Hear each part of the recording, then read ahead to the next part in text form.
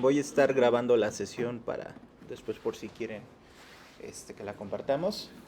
Pues bueno, bienvenidos chicos. Quería platicarles un poquito acerca de qué es el cómputo neuromórfico, que es el tema de investigación de mi doctorado. Pero el problema del cómputo neuromórfico surge de un problema un poquito más apremiante. ¿Cuánta energía usa la inteligencia artificial? No es ningún secreto, muchos de ustedes ya usan más ChatGPT que a lo mejor Google. Sin embargo, cada consulta que hacen, usa una serie de servidores que están distribuidos alrededor del mundo y que gastan muchísima electricidad. Aquí mismo en el SIC tenemos nuestro centro de servidores que debe tener refrigeración constante 24/7. No puede subir de cierta temperatura porque si no los equipos se estropean. Entonces, esta es una problemática, el consumo energético. En ese aspecto quería mostrarles rápidamente un video que ejemplifica qué es lo que les estoy diciendo. How much energy will be needed to power AI? That's the question we set out to answer recently. We analyzed brand new data sets and consulted extensively with the tech sector, the energy industry, policymakers, and international experts. Most of AI's energy needs are concentrated in data centers. And inside each data center are any number of servers which create immense amounts of heat as they process data. Running those servers and keeping them cool is one of the main drivers of electricity consumption for AI. To give you an idea of how much electricity these data centers use, today, a hyperscale data center operated by a big tech company uses about as much electricity as 100,000 households. The largest data center currently under development will use 20 times that amount. Global investment in data centers has nearly doubled since 2022, and in 2024 it amounted to $500 billion. That boom in investment has led to growing concerns about the possibility of skyrocketing electricity demand to power these data centers. On a global scale, data centers accounted for about 1.5% of electricity consumption in 2024. By 2030, electricity consumption by data centers is set to roughly double to about 3% of global consumption. That means data centers will be consuming around 945 terawatt hours a year. And to put that into context, that's about as much as the entire yearly electricity consumption of Japan today. The processing needs of AI will be the most significant driver of this increase in data center electricity consumption. Regardless of where you're interacting with AI, it's highly likely that the data will be routed through one of a few clusters of data centers. They're dotted all around the globe, but a few markets are dominant today. The United States accounted for 45% of data center electricity consumption in 2024, followed by 25% in China and 15% in Europe. Over the next 10 years, we see new data centers in the pipeline all over the world, but some countries are set to see more growth than others, which could have big effects on their electricity systems. In the US, data centers are on course to account for almost half of the overall growth in electricity demand between now and 2030. Interestingly, the US economy is set to consume more electricity in 2030 for processing data than producing all aluminium, steel, cement, and chemicals combined. And it's not the only region where the effects could be pronounced. In Japan, data centers could account for more than half of demand growth. And in Malaysia, it could be as much as 1/5. Electricity grids are already under strain in many places, and we estimate that around 20% of planned data center projects could be at risk of delays if these strains aren't addressed. We've also found that 50% of data centers under development in the United States, for example, are in places where there are already large clusters of other data centers, which could risk strains on local grids and hold-ups to them coming online. These problems could be replicated in other places where there are data center clusters around the world. Natural gas and renewables take the lead in powering data centers. Natural gas can provide baseload power in places where it is cheap and abundant, notably the United States and the Middle East. Renewables are cost-effective, quick to build, and supported by many countries and companies. In the next decade, We also see the tech sector helping to bring forward new nuclear and geothermal technologies as well, such as small modular nuclear reactors. There are significant uncertainties that remain, but our analysis makes it very clear that because of AI, the energy and tech sectors are now on a journey together. The IEA will continue to analyze what this means for the future of energy, and we'll be back with more videos exploring key findings from this report very soon. Entonces, es una realidad el hecho de que no vamos a dejar de usar estas tecnologías, pero también de que vamos a necesitar no solo de proveer nuevas fuentes de energía, sino de reducir el consumo energético de los dispositivos que corren esos modelos de inteligencia artificial. Esa es la principal problemática. Por ejemplo, veo que aquí hay algunos alumnos míos de la UPIM, la Universidad Politécnica Interdisciplinaria, Unidad Politécnica Interdisciplinaria de Energía y Movilidad, ¿no? Platicando con algunos extesistas míos, sus sinodales de tema de tesis, le decían, y por ejemplo, esto de desarrollo de chips, ¿qué tiene que ver con UPIM? Cuyos objetivos son desarrollo energético. Pues esto, no solo se trata de cómo desarrollar nuevas formas de crear energía, sino también del concepto de megawatts, es decir, cómo lo que ya tenemos, cómo podemos diseñar para que gaste menos electricidad sin reducir sus prestaciones, ¿no? Entonces, esta es la principal problemática. Para los que no me conozcan, pues este monito soy yo.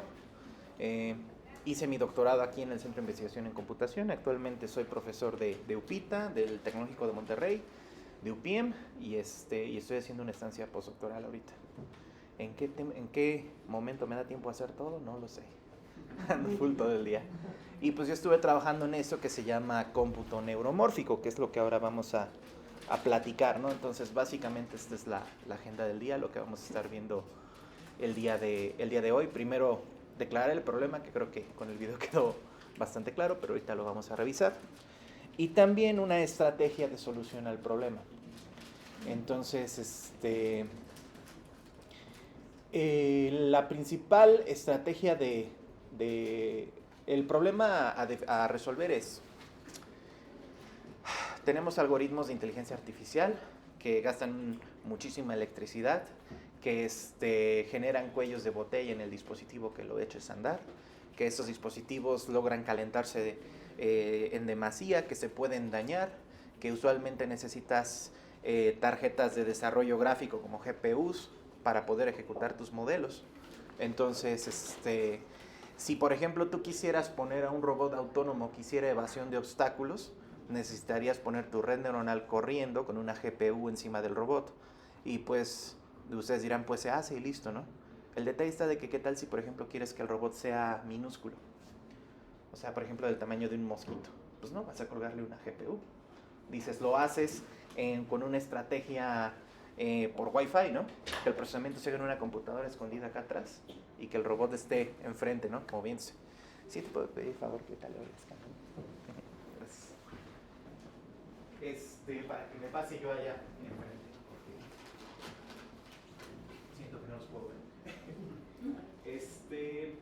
Entonces ustedes dirán, pues por ejemplo, este robot que una computadora está oculta en la esquina, que está haciendo el procesamiento y que por Wi-Fi le manda los comandos. Para empezar, eso simplemente traslada el problema del lugar. 2, se cae tu conexión a Wi-Fi, se cae tu robot. Y 3, en la mañana me espanté un mosquito que hacía evasión de obstáculos y no lo logré pegar. La naturaleza ha resuelto el cómputo de manera muy eficiente y evidentemente el ingeniero humano no ha podido replicar eso. Mi computadora gasta 160 watts por hora y pues mi cerebro 20 watts todo el día. Con una coca a veces estás pilas todo el día. Entonces ese es un problema. El siguiente, por favor. Eso tiene que ver. Bueno, tiene que ver con esto. En los modelos de redes neuronales, para cualquier que estudie un poquito de redes neuronales, ocurre una operación que se hace constantemente: multiplicación de matrices. Cuando tú estás trabajando con la operación de convolución, básicamente estás trabajando con un vector que recorre a otro vector. Ahora esto es en 2 dimensiones, una matriz que recorre otra matriz. Y si ustedes se acuerdan cuál era el algoritmo para multiplicar las matrices, el primer término de la primera fila, más el segundo término de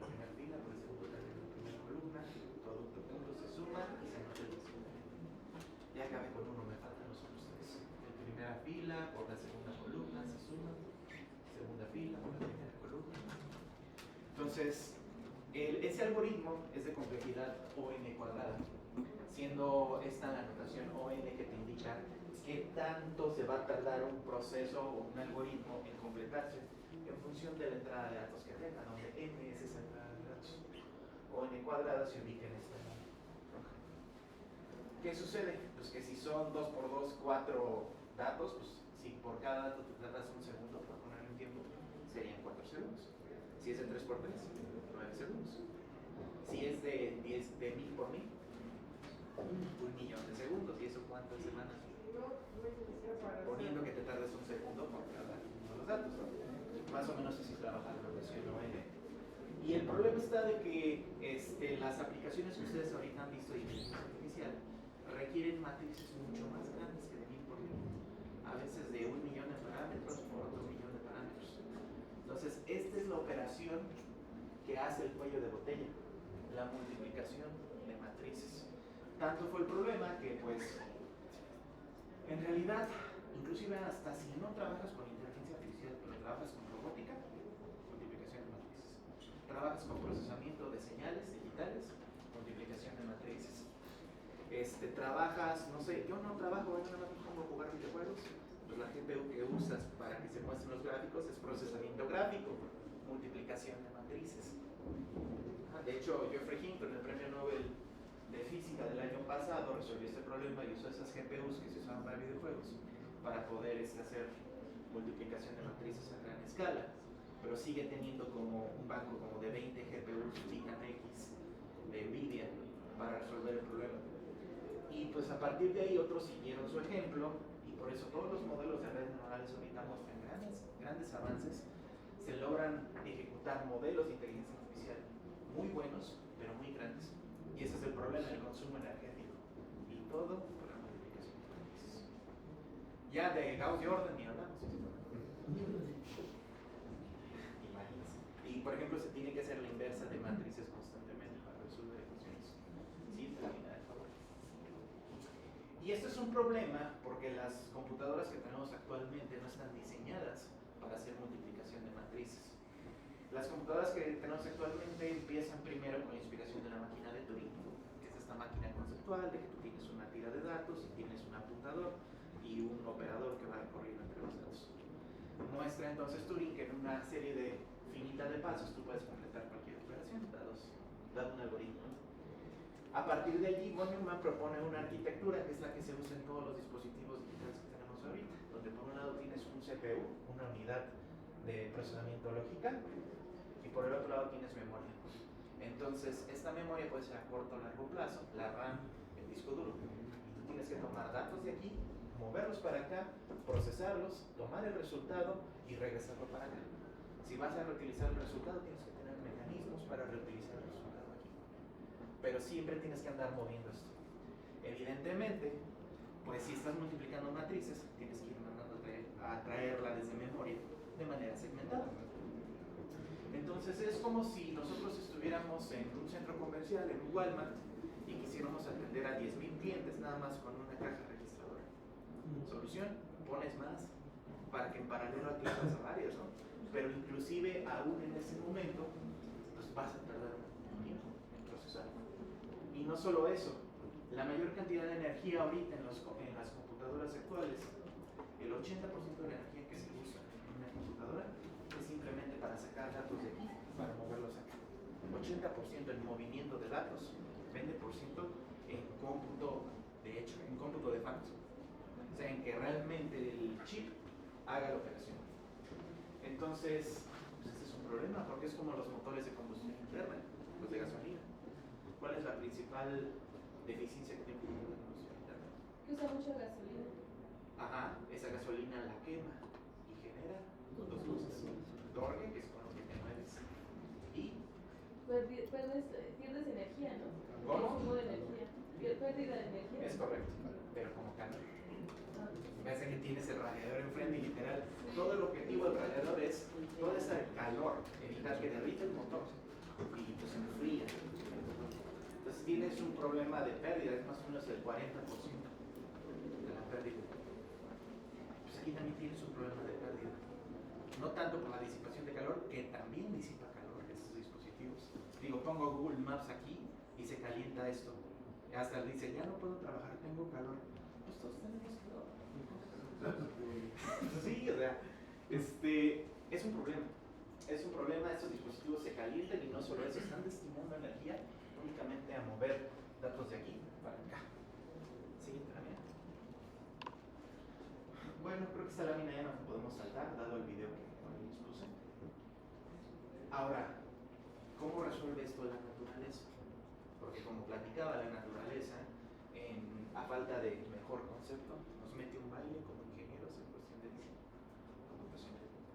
Básicamente tú tienes una neurona, que es una célula que tiene dendritas. En estas dendritas recibes impulsos eléctricos de otras neuronas o de receptores. Por ejemplo, los conos en el fondo de nuestros ojos son receptores que emiten pulsos a las neuronas. Ajá. Entonces llegan estos impulsos aquí y se empiezan a acumular en la superficie de la membrana de la neurona. Entonces los médicos le llaman potencial. Nosotros ingenieros le llamamos Es corriente eléctrica. corriente eléctrica que llega y se está integrando. Entonces ellos le dicen potencial, llega corriente eléctrica que se está integrando en un nodo, entonces va subiendo el voltaje. ¿Entre qué y qué? Entre el interior de la neurona y el exterior de la neurona. Es como cuando, por ejemplo, agarras un globo y lo frotas contra una alfombra, va agarrando carga. Llega un punto donde la carga es tanta, donde esta misma neurona, a través de una sinapsis, emite el pulso hacia otras neuronas. Y se repite el proceso, estas otras neuronas reciben el pulso de otras y se empieza a cargar. Entre más pulsos pasen a través de una vía o de una sinapsis, esta sinapsis se empieza a engrosar. Entre menos se use ese camino, las sinapsis se van debilitando. De hecho, en el cerebro humano del recién nacido, casi todas las vías sinápticas están habilitadas. Pero con el tiempo, conforme va creciendo, varias de esas sinapsis ya han muerto, ya se han consolidado muchas otras. Por eso una persona ya muy grande quizás se le dificulte aprender tanto como ustedes jóvenes. En una noche se vuelven expertos. Ya no le cuesta desvelar.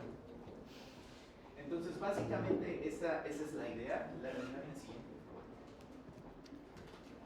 Dale play. ¿me regresa? Para atrás. Y dale ahí. Eso. Entonces, básicamente, ¿cómo logra la naturaleza que este mecanismo logre hacer cómputo? Pues con paralelismo elevado a la enésima potencia. Es decir, en un centímetro cúbico de cerebro hay miles de millones de neuronas en un centímetro cúbico. Y pues es el cerebro humano pues es de los más eficientes que existen en la naturaleza. También es el de la ballena, el delfín, etc. Lo logran de esa manera con un paralelismo sin precedentes, ¿no? Y también pues con materiales biológicos, ¿no? Calcio, potasio, sodio, carbono. Siguiente, por favor. Y pues los modelos de redes neuronales actuales que corremos, por ejemplo, con Python, con Keras, TensorFlow, pues son una super simplificación de lo que realmente pasa en el cerebro, de los procesos bioquímicos que realmente pasan en el cerebro de la gente. Al siguiente, nada más una vez. Entonces, por ejemplo, aquí tenemos la típica prueba del MNIST, que son dígitos reconocidos y que es un cuadro que creo que es n por m píxeles, dan 784 píxeles en total. Y cada uno del valor de esos píxeles es una entrada de nivel de contraste a esta primera capa de neuronas. Se logra hacer una multiplicación, aquí son 784, 24, 24, 10.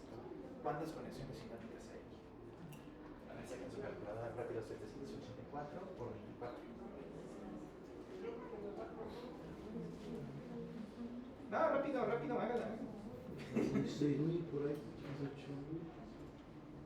784 por 24, 18.816. Y ahora 24 por 24, 576 más 18.800, 19.500. Más 24 por 10, 240.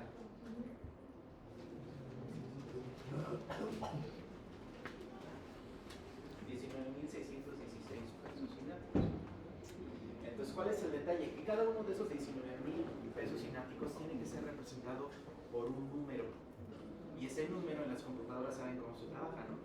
Que por enteros o por flotantes, y si es flotante, de cuántos puntos decimales se está trabajando. Entonces, entre más puntos decimales mejor, porque quiere decir que la señal es más exacta. El problema está de que para representar esto en una máquina de arquitectura von Neumann, tenemos que estar intercambiando datos constantemente entre memoria y CPU, porque las arquitecturas convencionales de computadoras trabajan más como una fila de supermercado, donde tienes varias registradoras y llegan varios clientes. Pues aquí en los procesadores actuales tienes varias colas y cada instrucción que se tiene que ejecutar sería el análogo a un cliente. Esa es la idea. Siguiente, de favor. Entonces, el objetivo es este. ¿Podemos nosotros hacer circuitos que se comporten igual? Porque el circuito que ahorita corre no se parece a un cerebro humano. Son flip-flops, con puertas AND, con puertas NOT, con puertas OR, todos los estudiantes de ingeniería saben de qué estoy hablando.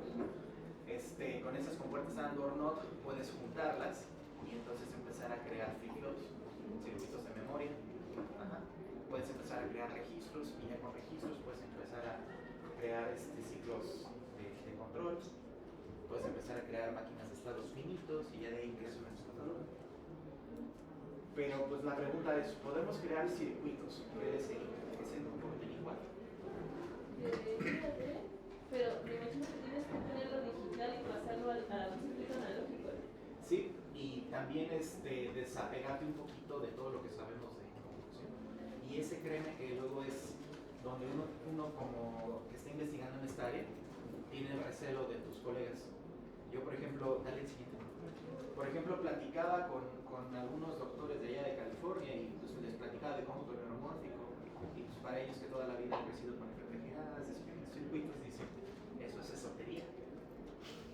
Pero vamos a ver que no tanto y sí se han obtenido unos resultados interesantes.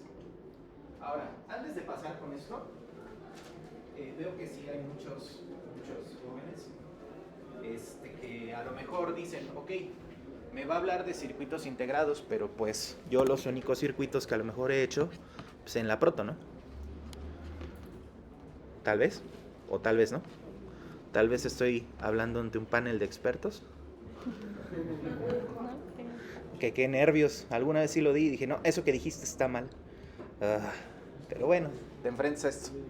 A ver, vamos a hacer un ejercicio. Manos arriba, sí. Yo creo que aquí vamos primero a levantar la mano todos. Y nada más la van a bajar cuando ya no hayan hecho eso. Han usado una aplicación. Pues todos, ¿no? Si han escrito un programa de computadora, no la vuelvan a bajar en secas. O sea, la idea es hacer un sondeo. Pueden contar hasta 16 en binario. Sí. Han construido un circuito. Ya a estas alturas, muchos años, una prórroga.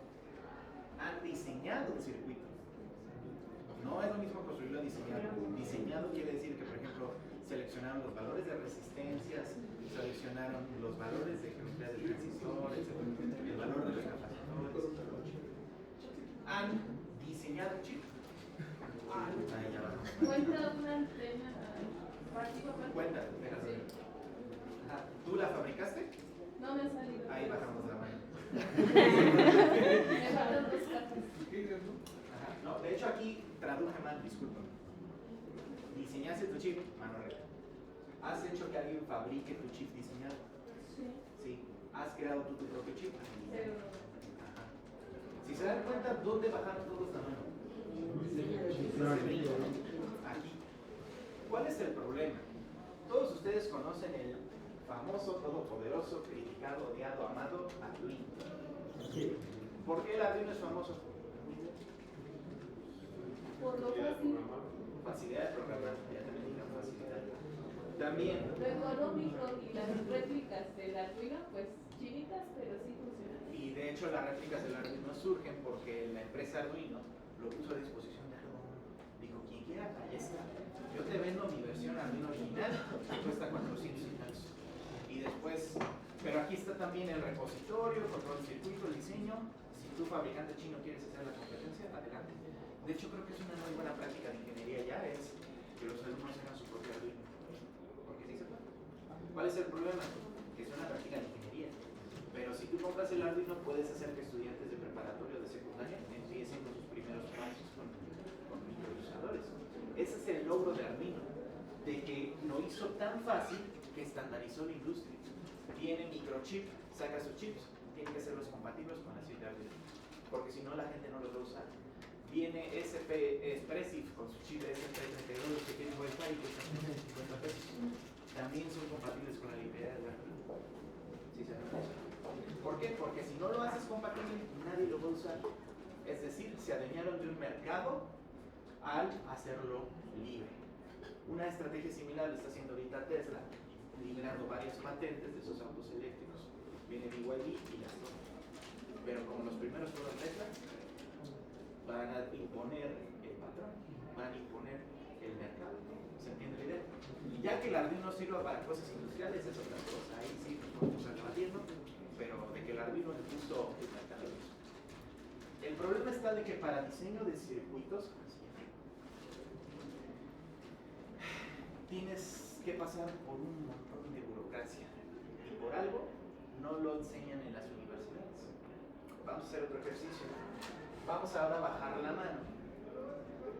Si se acuerdan de este, si ya no se acuerdan del celular, ¿quién se acuerda de este celular? Samsung Galaxy S6, todos, ¿no? El primer Samsung Galaxy. Fue un Nokia de los últimos que salió. De aquí, el Nokia MGO, que lo quería tener. De aquí era cuando yo iba en la secundaria, ya hace como 15 años. El punto de venta de era de que era tan pequeño que cabía aquí en tu bolsillo, que lo podías meter aquí. Y tenía el juego de las vigoritas. Y tenía el juego de las vigoritas. Yo me acuerdo de hecho de que era el que tenía el juego de las vigoritas desde aquí. Pero Sony Ericsson. Sí. Ah, pues sí, podías pasar la música, ¿no? Y los demás conectar como media hora. Es cierto.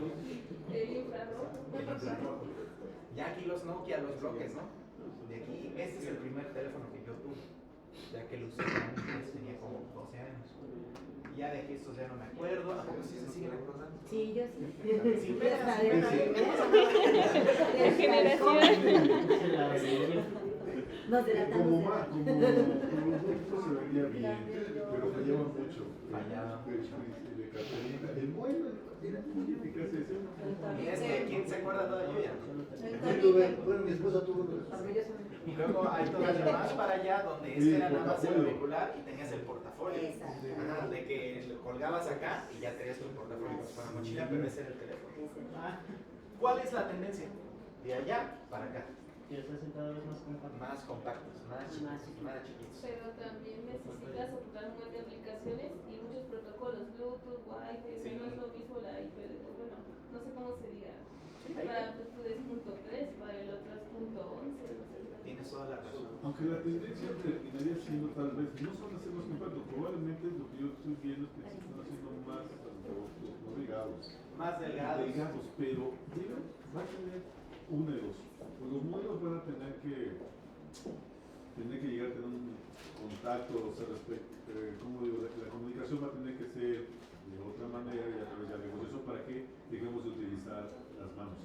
Sí, Eso claro. podría ser que tal vez se vuelvan más pequeños. Inclusive justo cuando empezamos a usar las manos, ay, perdóname. Perdón, de hecho Huawei, mi hermano me pasó un video, bueno, él vive en otro lugar, pero Huawei sí Trump lo vetó, porque en serio yo no creía. Hay un carro que produce Huawei y o sea, como que le acercas tantito la mano, ni siquiera le abres con la manita, o sea, ya Ya nada más tantito le te haces acercas así y se abre. Y luego hay una computadora que lo mismo, ya es una laptop que no le aprietas el teclado ni nada, o sea, como que le vas acercando y ya te sale el teclado digital y lo vas a hacer. O incluso también las mismas gafas de Superman. De las de VR, ¿no? Que Entonces- precisamente se saltaron todas las películas de El Hombre Araña y se fueron directamente a la segunda, donde Peter ya tiene sus propias gafas con inteligencia artificial adaptada.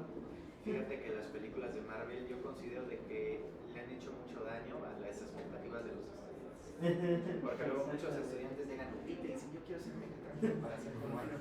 Y le dicen, ¿cómo que estamos haciendo un amplificador con beneficios? ¿En qué momento hago? ¿En qué momento genero a Jarvis? ¿En qué momento genero a Jarvis? Oye, tranquilo, por eso Tony Stark es Tony Stark, porque tiene doctorado. O sea, Tiene dinero. dinero y también tiene un doctorado. Eso solo me duele la ¿Quién? cueva. El Iron. Ubica El hombre de hierro. Ah, ya, ¿dónde está? El ficticio. ¿Es el doctor? Sí. Doctor en ciencias de la física por el MIT. Muy Seguro. bien. Doctor. Sí, o sea, y uno saliendo de la licenciatura piensa que Supuestamente muchos de Marvel son, obviamente tienen posgrados. Por eso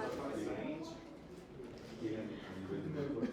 pero todos tienen razón. O sea, ya tú abres cualquier tablet o algo y es más pila que. ¿Cierto? Abres un iPad y es una tirita y el resto es batería. Igual estas cosas, un resto de placa madre y el resto batería. ¿Qué tendencia le ven allí? Que ya se tiene que hacer más grande para que no se caliente tanto y soporte todas las aplicaciones y todos los protocolos de comunicación. Esa es una. Y dos, O a lo mejor cambiar el material de la batería para que no se sobrecaliente. eso es una buena oportunidad Eso de es lo que estoy investigación. Sí. viendo. Pero como pueden ver, el problema de la energía no está resuelto. El problema de la miniaturización sí. Siguiente, por favor. De hecho, por ejemplo, esa compu que está allá se supone que tiene el chip M1, que tiene 16 billones de transistores, que acuérdense que los americanos se confunden con los billones y los miles de millones. Entonces son 16 mil millones de transistores. Por aquí dice algo que tiene un motor neuronal, ¿sabe qué es eso? ¿Quién sabe? Pero ahorita lo que me importa es este proceso de 5 nanómetros. ¿Qué quiere decir eso? Siguiente lámina. ¿Qué es un nanómetro? ¿Se acuerdan? 1 por 10 a la menos 10 a la menos 9 metros. Entonces vamos a poner un poquito de perspectiva. Aquí está la foto de un hombre con mal del puerco. 10 a la 0 metros, ¿no? Le sacan fotos aquí. 10 a la 3 metros, un kilómetro. El estadio Soldier Field, desde arriba. 10 a la menos 6, el lago Michigan. Son, ¿cuánto? 1000 kilómetros. 10 a la 9, la órbita lunar. ¿Ok? Siguiente lámina. Pero quedamos que era 10 a la menos 9, entonces vamos hacia abajo. La misma foto de mi compadre, un zoom a 10 a la menos 3 metros, o sea, el poro de sudor de su piel. Zoom 10 a la menos 6, las paredes de su célula, 10 a la menos 9, bloques constructores del ADN, los aminoácidos de los 4 tipos que forman la cadena helicoidal. A este nivel estamos trabajando. Es lo que les quería mencionar, esos son de nanómetros. Y entonces volvemos a la lámina anterior y decía proceso de 5 nanómetros. ¿Qué quiere decir eso? Siguiente lámina. Otra.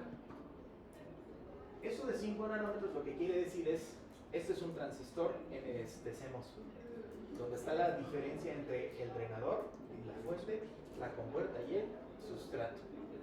El ancho entre este canal y ese canal son los 5 nanómetros que dice Apple que tiene. Ajá.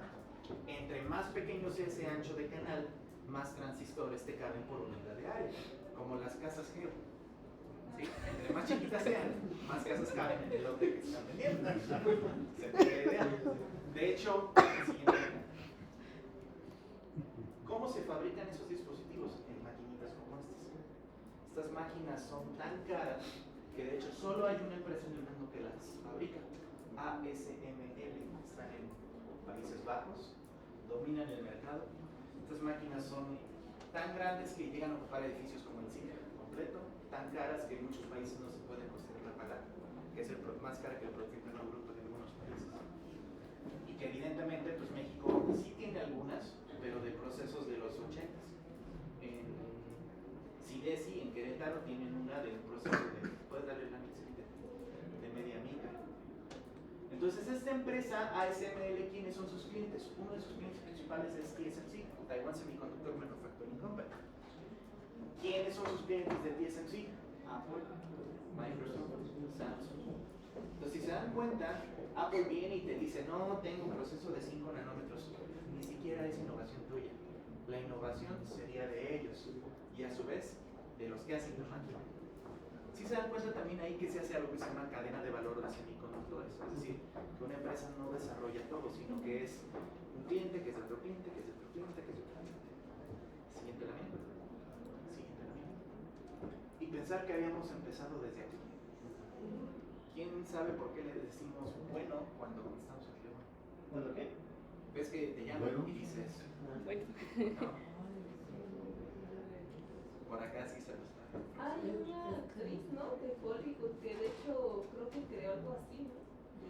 Probablemente lo popularizó, pero lo hizo porque pues, lo vio en la vida real. Acá se acuerdan. Es que lo leí, pero no me acuerdo bien. Les platico. Que aquí las técnicas que estaban trabajando eran conmutadoras. Tú llamabas y decías, le quiero hablar a mi amorcito. Pero no sé cómo se llama su amorcito. Dígame cómo se llama. No, pues fulana de tal. Entonces ya iban, agarraron uno de estos jumpers, conectaron en el bar y decían, ¿el enlace es bueno? Sí. Ah, bueno, hasta luego. Colgaban y entonces ya te quedabas tú platicando. ¿Vale? Con el tiempo y con la cotidianidad ya dejaban de preguntar, ¿el enlace es bueno? Y nomás decían, bueno, sí. ¿Ok? A la fecha, pues ya las nuevas generaciones ya no sé de qué están. A ver, Aniel, ¿cómo marcabas tú el teléfono? Pues así. Ah, ok, o sea, si yo Ajá, hago esto, todos me todavía. entienden que quiere decir hablar por teléfono. Sí. Ah, bueno, entonces nos vamos. Sí. Ahora, antes era directamente escribir el número. Ah, sí, con las citas de... Ajá. Pero antes ni lo escribías, una persona lo hacía por ti. Siguiente elemento. Estas máquinas tenían esto, transistores de bulbo, que tienen el mismo concepto de funcionamiento, pero con un foco. Y no sé si han visto un foco prendido en verano, en la noche. ¿Qué pasa? Pues luego se prende, ¿no? O se calienta mucho. Y cuando se calienta, ¿qué pasa con el foquito? Empieza a fundir. Se puede fundir porque emite calor. ¿Y a qué animalito le gusta el calor de los focos? A los moscos. Los mosquitos. Luciérnagas. Luego empiezan. Pues bueno, inclusive hay una historia de una investigadora capitana del ejército de Estados Unidos que estaba trabajando con computadoras de estas, Grace Hooper, que justamente ella había escrito un programa, tarjetas perforadas, nada de que, Chad, escríbeme un programa que haga... Y ¿Cómo ve, Doc Barron? Ya las nuevas generaciones les duele pensar. Entonces, no hay internet, les iba a enseñar, ya no les enseñé. Grace Hooper pues estaba trabajando en esta computadora con bulbos. No funcionaba su programa, lo revisó 20,000 veces. Debería funcionar. Pues me voy a meter a la computadora. Esa frase ahorita suena una tontería, pues porque las computadoras no te puedes meter a ellas, pero en ese entonces las computadoras eran del tamaño de un edificio. No hay videos, se los quedé de ver. El detalle está de que se metió a la computadora, empezó a revisar los transistores y vio que había una polilla pegada en uno de ellos. Quitó la polilla, sustituyó el transistor, jaló su polilla. Agarró la polilla, la pegó en una de sus, en sus notas de su libreta y decía, primer caso actual de un bug. Y de ahí sale el concepto de que mi programa todavía tiene bugs, por eso no jala. Sí. Entonces, la historia de la conexión está muy bonita. Por aquí el que era el director del centro, el doctor Irán Prado, su clase realmente te lleva desde esto hasta ya lo que estamos viendo. ¿Qué es esa piedra? Silicio. Ese es el primer transistor de shock. Vean que era una cosa medio rara. Siguiente lámina. Ya me voy un poquito más rápido porque no sé cuánto tiempo tengamos. Somos bien. Son 12:40 y 40. Siguiente lámina. Ah, sí. Siguiente. Este es el transistor de Jack Kidd y Robert Noyce. Son los únicos ingenieros que se han ganado el Nobel. ¿Qué es un transistor? Imaginen el switch de su casa, el de la corriente, pero sin partes móviles. Eso es un transistor. Es más fácil decir que hacer. ¿Cómo lo haríamos? ¿Cómo diseñarían un dispositivo que, dada un comando de voltaje, deje pasar o no electricidad sin partes móviles? Es muy difícil de hacer. Eso es donde ahí la teoría de semiconductores surge, ¿no? Siguiente lámina. Aquí, si se dan cuenta, ya empieza a hacerse de manera microintegrada. Estos son transistores BJT y no sé qué empiezan a observar. Así es. Que empiezan a hacerse más pequeños. Más pequeños y que se empieza a hacer una especie de laberintos. Sí, es correcto. está la evolución, ¿no? De que en los 50s podíamos meter un transistor en 100 micras cuadradas. En los 50s estaba de moda el Presley, ¿no? 60s, 16 transistores en 10 micras cuadradas, eran BJTs con lógica TTL. ¿Quién está de moda? Los Philips. Los Doors. En los 70s, 4500 transistores en una micra cuadrada, el primer procesador de 8 bits. Y en los 70s, 4004. bueno, no sé qué dicen, pero sí, The Big Pattern. Bueno, en los 80s, Queen, así se llama. Y 275.000 transistores, 90s, 3.100.000 transistores, y 92 millones de transistores en los 2000. Estaba Britney Spears, muchos de ustedes son de los 2000. ¿De qué año es usted? 2004 más o menos. 2010 ya estaba Skrillex, 8.000 millones de transistores. 2020 fue el procesador que les mostré ahorita de Apple. Entonces, si se dan cuenta, el laberinto cada vez se va volviendo más y más complejo.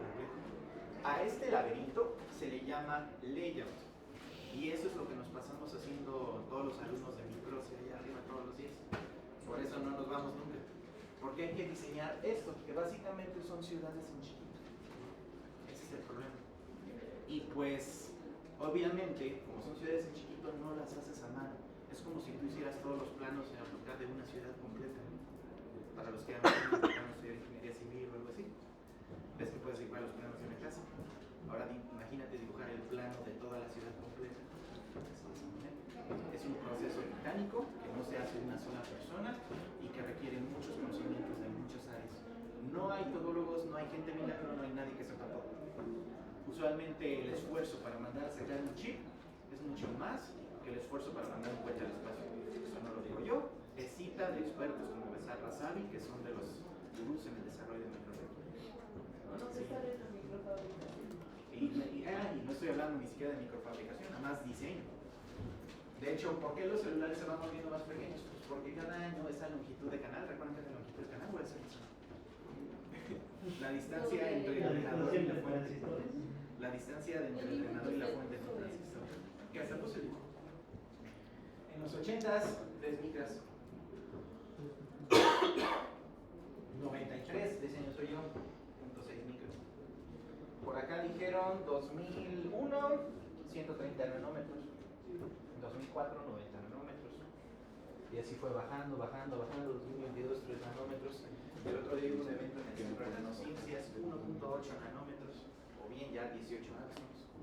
Entonces la longitud de canal va bajando cada vez más y más y más. Los investigadores siempre dicen, ya está muy cañón que se baje. Me platicaba el doctor Miguel de acá de Microse, que cuando él se graduó decían, jamás vamos a bajar de la micra, que estamos en los Armstrongs. Entonces, lo imposible no existe, nada más que existe. Entonces, por eso los celulares, los dispositivos cada vez se van haciendo cada vez más pequeños. Aquí hay una gráfica que muestra una tendencia, la ley de Moore. Se murió Moore y se acabó su ley. Durante 1970 hasta el 2020 se cumplía que casi cada 2 años el número de transistores de los microchips se duplicaba cada 2 años. Y sin problema, por aquí por ejemplo están algunos de los procesadores más famosos, Corvus Duo, el chip del Xbox One, por acá está también el chip del Pentium 3, el del PlayStation, por ahí están. El Apple City con el AM1, sí. Pero ¿cuál es el problema? Que se está alentando esta gráfica. Siguiente gráfica. Ya sobre todo con el boom de la inteligencia artificial, ya no hay cuenta de transistores que alcance, y aparte se calientan. Y eso que ninguna otra industria en el mundo avanza tan rápido. Si pusiéramos en comparación la velocidad del carro, el récord de velocidad de los autos comerciales, si hubiéramos empezado a contar desde 1960, un carro que siguiera la ley de Moore actualmente aceleraría 80.000 millones de metros sobre segundo, siguiendo la misma tendencia, cosa que evidentemente no es cierto. Esta comparación, si a lo mejor un poco irrisoria, sirve para ver qué tan rápido se va avanzando esta tecnología. Entonces, voy a cambiar otra vez de láminas. Creo que ya quedó claro que diseñar microelectrónica es un reto. Ese era el objetivo. Y aparte, acá queremos diseñar microelectrónica que se parezca al cerebro humano. En 1963, Adolf Hodgkin and Huxley, ese par de científicos, le abrieron el coquito a ese animalito. ¿Qué animalito? ¿Qué es? ¿Creen que sea una langosta? Una langosta. Le abrieron su coquito, le clavaron electrodos, no la mataron, evidentemente. Le hicieron así en sus patitas para detectar los pulsos de entre el tálamo cerebral del animalito y los pudieran detectar en el osciloscopio. Lo lograron, y no solo eso, lo caracterizaron en un modelo de ecuaciones diferenciales, el modelo de Hodgkin and Huxley. 4 ecuaciones diferenciales con más de 100 parámetros, que si tú intentas programar el día de hoy en Python, ensamblador, o C++, o lo que sea, son cientos de operaciones de punto flotante que se están resolviendo para una neurona. No, imagínense ahora 1.000.000 de neuronas. ¿Cuántas habíamos calculado hace rato? 19.000. Entonces, computacionalmente es prohibitivo correr en la computadora que me digas.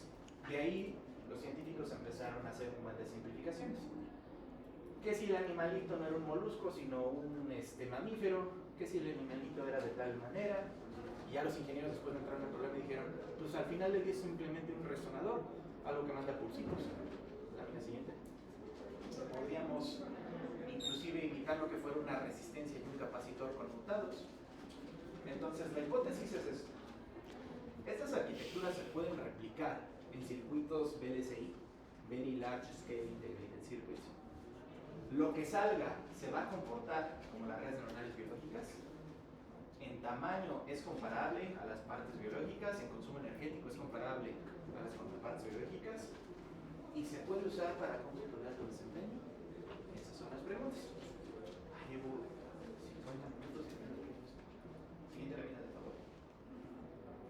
Ese es el objetivo de mi tesis, desarrollar esos bloques de construcción, siguiente lámina, y conectarlos, ¿no? Por ahí surgen algunos otros problemas interesantes que voy a estar platicando. Siguiente lámina. Pero bueno, justo habíamos estado platicando de los retos de diseñar circuitería. Primer paso, y creo que es hasta donde nos quedamos siempre en la licenciatura, es armas tu circuito en esquemático, abres Proteus, abres el Spice, empiezas a jalar archivos, que son símbolos, que son dibujos, abstracciones de lo que realmente está pasando. Lo conectas y ya ves que funciona, ahora sí pasas a jalar el. Eso se llama trabajo, flujo de trabajo en esquemático. Paso número 2, porque hay más pasos. Lo que dibujé en esquemático, tengo que dibujarle el plano. A esto quedamos que ¿cómo se llamaba? Layout. Puse los chips y les dije que es el laberinto del layout. Pues por ejemplo, esto es una compuerta, ¿no? Un P y un N. Un P y un N. Ajá, hay que pasarle una maqueta. Ahí no hay pierde, sí puedo decir que son equivalentes, pero siguiente lámina. ¿Qué tal si el diseño que voy a hacer ya es mucho más complejo? ¿Cómo garantizo que lo que dibujé en la etapa de esquemático empate con la etapa de layout? Acá eran 4 o 5 nodos. Acá ya pueden ser 100 nodos para un diseño chiquito. Para un diseño grande son cientos de miles de nodos. Que la computadora lo haga, existen programas que toman estas dos versiones, las comparan y te dicen si son iguales, no son iguales. Pero esto ya no se hace a mano, se tiene que usar automatización. Todavía no lo veía, es pura automatización. Siguiente. Este es el corte transversal de un chip. ¿Qué pueden ver? Capas, ¿no? Como un sándwichito. Entre cada capa, pues hay conexiones, o se llaman vías. Entonces, cada conexión, cada capa y cada cableado que tiras, te genera un nodo. Cada nodo se puede representar una resistencia, un capacitor y un inductor equivalentes. A estos se le llaman resistencias, inductancias y capacitores parásitos. ¿Por qué parásitos? Porque no son parte del diseño que tú tenías en un inicio, sino que surgen por la misma naturalidad de que tienes que tirar una barra de cable aquí. Pues evidentemente se va a generar una resistencia de unos cuantos ohms. Si tú pones metal sobre metal, ¿qué es ese? Capacitor. Entonces aquí vean que tengo metal sobre metal sobre metal sobre metal. Entonces se generan estas resistencias, inductancias, capacitancias que a altas frecuencias sí pueden afectar el desempeño de tu circuito. Entonces, se hace esa extracción de parásitos. Cuando digo extracción no quiero decir que se quiten del circuito, ¿no? Lo que quiero decir es de que se tomen en cuenta en un modelo que resulta ser un archivo de cientos de miles de líneas, que se lo das a la computadora y le dices, ok, este es el modelo del circuito, simúlalo. Si se comporta igual que el modelo del paso 1, ya lo hicimos, y es lo más cercano que vamos a tener de certeza que nuestro circuito va a funcionar antes de fabricarlo. Y ustedes me podrán decir, ¿por qué no mandamos a fabricar y si no funciona, lo corregimos y volvemos a mandar a fabricar? Quedamos de que las máquinas eran caras. Y la fabricación también es cara. Los procesos de fabricación más baratos ahorita están alrededor de unos 20,000 pesos. ¿Sí? Entonces, a lo mejor a un estudiante no se le puede cargar la cuota económica para cubrirlo, pero a lo mejor un proyecto de investigación sí, de lo más económico que existe ahorita. Pero si tú quieres, por ejemplo, fabricar con la misma tecnología que lo hizo Apple, no te van a fabricar más chica. ¿De cuántos cientos de miles de unidades estamos hablando? Y entonces llegamos a millones. Entonces, por eso se tiene que seguir este flujo. Una disculpa, ahí debería ser 4 y después 5. Okay. Siguiente. Bueno, entonces la idea está de que nosotros queremos hacer neuronas, ¿no? Uno de los modelos más sencillos ignora toda la dinámica cerebral que realmente ocurre y plantea la neurona como una resistencia, un capacitor y un transistor que conmuta una vez que se llena el capacitor, se emite un disparo y se abre ese switch. Por aquí está la ecuación diferencial, que es una ecuación diferencial de primer orden. Su resultado debe ser un exponencial. Y pues vemos que aquí la neurona emite impulsos. Esta es una simulación de MATLAB, que rápido la programé y rápido salió. Es de las más sencillas. Siguiente. A partir de construir neuronas, ahora, ¿cómo puedo yo empezar a construir, por ejemplo, capas de neuronas? Porque se acuerdan de que la red neuronal que les mostré al inicio tenía capas de neuronas. Pues bueno, una opción es de que, por ejemplo, si yo tengo dos neuronas, que una neurona detone cuando el impulso va de subida y que una neurona detone cuando el impulso va de bajada. Entonces tendrías dos neuronas por una señal. Esa señal, por ejemplo, puede ser un voltaje que proviene de un sensor, o bien intensidad lumínica que proviene de un receptor de luz. Si la intensidad lumínica sube, esta va a detonar. Si la intensidad lumínica baja, esta es la que detona. Si no hay cambios, ninguna detona. De hecho, este principio se ha observado en algunos reptiles donde si tú te quedas quieto, no te ven. Como las películas de... Ahora, ¿por qué quedarme nada más en dos neuronas? Que si sube, que si baja. Puedo ponerlo varios y repartir el rango de activación, por ejemplo, en 4 neuronas, ¿no? Siguiente lámina. O en N neuronas. Esto ya se le llama codificación por población. Muchas neuronas contribuyen a la representación de una señal analógica. Noten que aquí no estoy hablando de bits ni bytes, estoy hablando de impulsos eléctricos. ¿Vale? Siguiente lámina. La idea entonces se surge desde el siglo pasado, en 1900, donde se plantea esta máquina aproximadora universal. Usando el principio LSHDI, básicamente te dice de que tú tienes nodos de entrada, una capa oculta de nodos, no neuronas, nodos, con una función de activación no lineal, pesos aleatorios iniciales, pesos iniciales que no necesariamente deben ser aleatorios, y siguiendo un poquito la matemática, puedes encontrar un conjunto de pesos simétricos, tales que este dispositivo replique la entrada a la salida. Y a esto le llamamos redes neuronales. Pero esta teoría existe desde los 1900. Siguiente lámina. Por ahí hay un simulador y con el doctor Barrón aquí presente sacamos un artículo representando de esta manera, con esos circuitos, la dinámica. ¿Le puedes dar siguiente una vez nada más? Y pues logramos hacer el control de un sistema robótico, el Segway, como lo usan los policías en los centros comerciales. Y representar con impulsos neuronales, siguiendo esos modelos neuronales, todas las señales de control del sistema. Y pues sí, lograba estabilización. Principal problema, aquí están viendo la grabación de mi simulación en mi computadora en cámara rápida, porque le tomó unas 6 horas en correr esto. ¿Por qué? Porque es una computadora de von Neumann y estos hardware especializado que lo corra. Y mi computadora, que era una Lentium 4, hace 4 años, pues no corría. Pero pues ahí está también la siguiente reunión. ¿Se acuerdan que les decía que los impulsos viajaban a través de sinapsis y entre más impulsos viajaban a través de esa sinapsis más se fortalecía? A eso se le llama spike time dependent plasticity, plasticidad sináptica dependiente de la temporalidad del disparo. Pues básicamente, siguiente la línea, nos ponemos un poquito más rápido en estos aspectos. Entre dos impulsos llegan al mismo tiempo a través de la sinapsis se fortalece.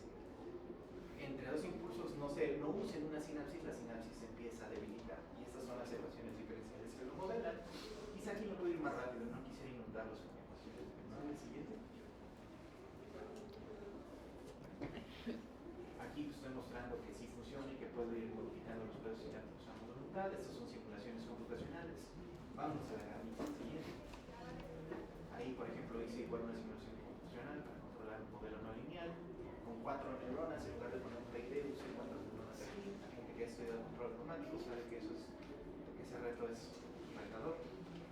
Siguiente. Ya lo hice para un robot de sistema de libertad y el robot se perfecto. Pero seguía siendo simulación a la carnita. Siguiente.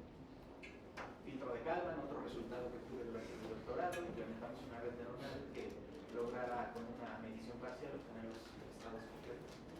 Y eso era el efecto de Lorenz, como otro resultado. Siguiente. Me cansé de las simulaciones y dije, no, ya, vamos a hacer chips. Y entonces, pues ya durante un año me olvidé de publicar y dije, me voy a poner a entender qué es lo que estamos haciendo acá arriba, entender las herramientas, el tipo de desarrollo. Vean que por aquí hay un logo que dice Google y Skywater. ¿Sí? Mis alumnos de UPITA alucinan esa cosa, porque les dejo un montón de tareas en esto. Los de UPIN no tanto.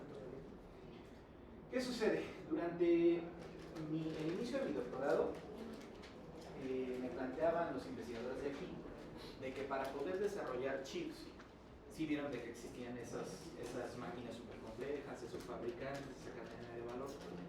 Pues bueno, esa tecnología, para que tu diseñador la puedas usar, no te la regalan, tienes que pagar por ella. Visualmente, cuando haces el contrato, firmas un contrato de no divulgación, un NDA, en el cual te prohíben difundir lo que estás haciendo. Y pues aquí es un centro de investigación, no vamos a hacer difusión.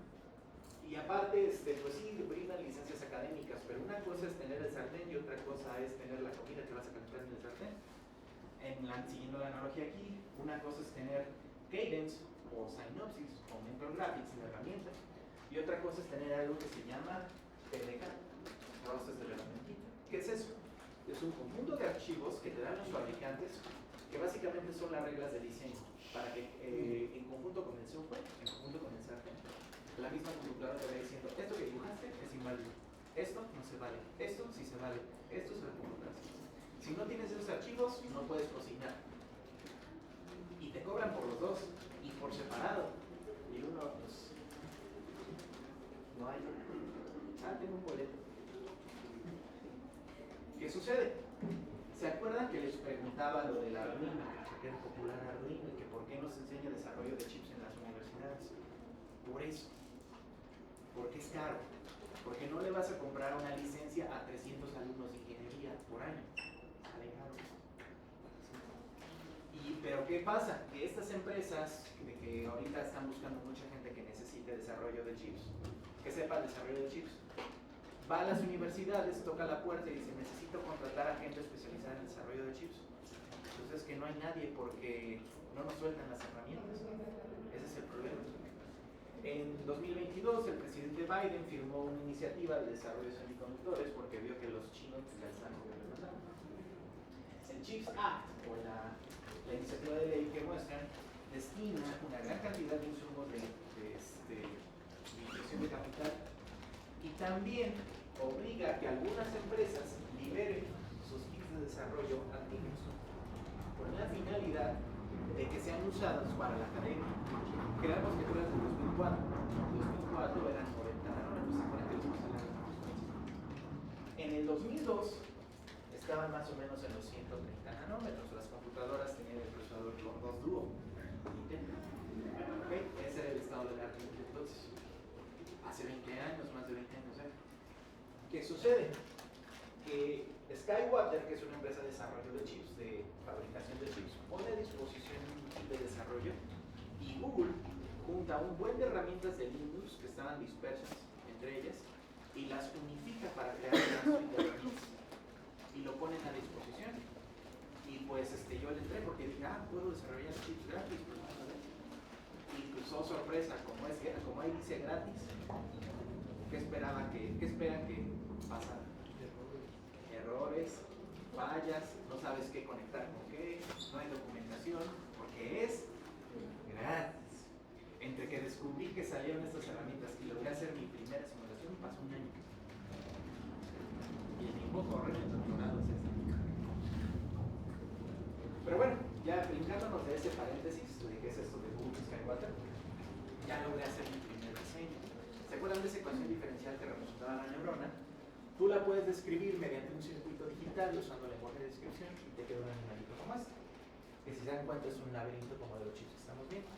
Son 3052 micras cuadradas. ¿Eso es mucho o poco? Es mucho. 14 de estos son del procesador Lagarto. Paréntesis. El procesador Lagarto es ya todo un procesador y de hecho es iniciativa de aquí del Politécnico del profesor Marco Antonio Ramírez Salinas. Ellos están haciendo un procesador diseñado completamente en México, nada de neuronal, nada, solo un procesador como el de toda la vida. Los 14 de estos serían nada más, ocuparían todo. Son de hecho 463 celdas estándar. ¿Qué es una celda estándar? Con puertas AND, OR, NOT, XOR. Una compuerta estándar, por ejemplo, una AND, son alrededor de 6, 8 transistores, vamos a poner 8. Y ahí hay 463, sale rápido 463 por 8.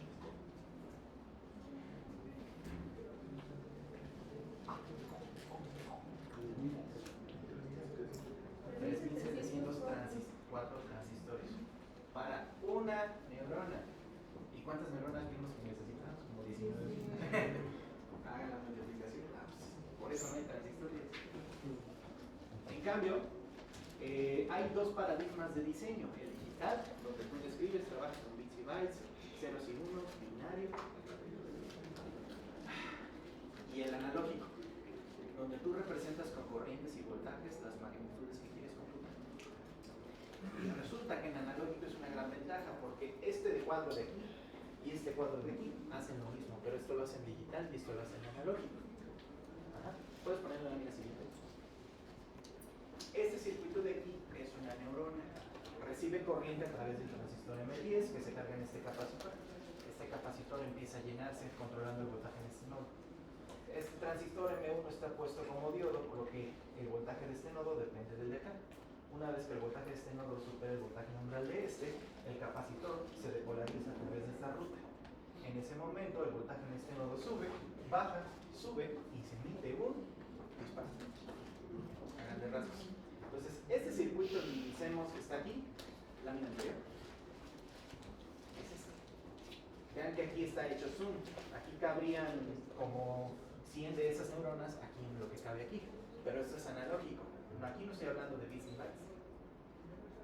O sea, es un circuito analógico, o sea, con transistores, como los amplificadores que han visto en sus clases de electrónica. Igual que tú, entonces, si tú diseñas en analógico te van a caber más neuronas que si tú diseñas en digital. ¿Por qué no diseñamos en analógico siempre entonces? Porque de los 50 para acá todas las computadoras son digitales. ¿Y por qué se tomó esa decisión? ¿Alguna idea? Porque es más fácil que llegue la información, es más rápido. Esa es una. El lenguaje binario es más fácil de entender para una máquina, ¿no? Para un humano no, pero para la máquina sí. Según yo es porque también es un poquito más difícil, por ejemplo, tener los mismos resultados con diferentes equipos físicos.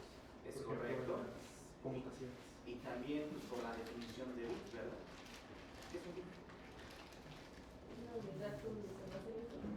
Ok, así también el metro es una unidad de distancia. ¿Qué es un metro? Una unidad de medida. Ajá, ¿y cómo se deriva? Pues La de dis- longitud, ¿no? Con el sistema internacional. Ok, ¿cómo la define el sistema internacional? No te estoy molestando, es que estoy intentando que piense. Pues Pues son es que es una necesidad Y yo sé que es una necesidad. de querer clarísimo. Hasta donde yo sé, 1 metro es la 10.000ª parte del meridiano de Greenwich, ¿no? Y que 1 litro, tú tomas 1 metro por 1 metro de agua a 4 grados centígrados, divides esa cantidad de agua entre 10.000 y obtienes 1 litro. Ajá, esas son las definiciones que se enseñaban en la primaria. Ya después se han asociado con magnitudes físicas. Vuelvo a preguntar, ¿qué es un bit? La mínima unidad de información. Nuevamente, ¿cómo se deriva? No los estoy regañando, solo... No. Sí. Preguntas para razonar. Ajá. ¿Por qué es un bit y por qué Telcel me cobra 300 pesos por 3.000 de esos 10? Se van a enojar porque un bit es una distribución de probabilidad. Sí, la distribución de bit dada por Claude Shannon, que fue quien creó el bit, es la cantidad de información que obtienes cuando uno de dos eventos igualmente probables ocurre. Sí, Eso es un solamente bit. hay dos valores. Ajá. Por ejemplo, pues, si quieren ver una demostración, voy a necesitar como Bernoulli, pero serían dos distribuciones, una cero y una nula. Y es la cantidad de información, siendo información una ecuación que se modele. Para demostrar esto voy a necesitar a 8 planos equipados. Sigue adelante, por favor. Va 1, ya van 2, van 3, 4, 5. Me voy a tener que hacer para allá.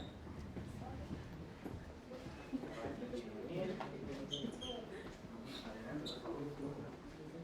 Pero júntense, péguense. Ah, pues adelante. ¿Cuántos van? 6. ¿Cuántos dije? 8. Ya, barrón. No sean tímidos, no por flechita.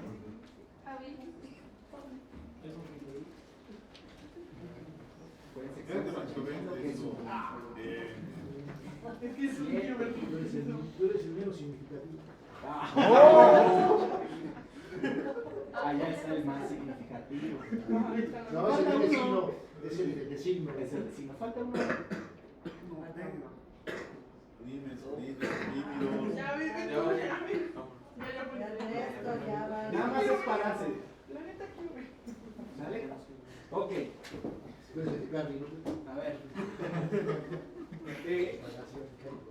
Los engañé, no era una presentación, estamos buscando quién le robó la cartera a mi amigo.